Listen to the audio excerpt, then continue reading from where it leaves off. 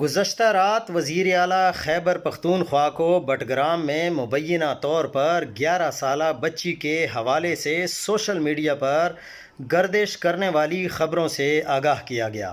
وزیر اعلیٰ نے فوری طور پر متعلقہ پولیس اور ضلعی انتظامیہ کے افسران سے رابطہ کر کے تفصیلی رپورٹ طلب کی۔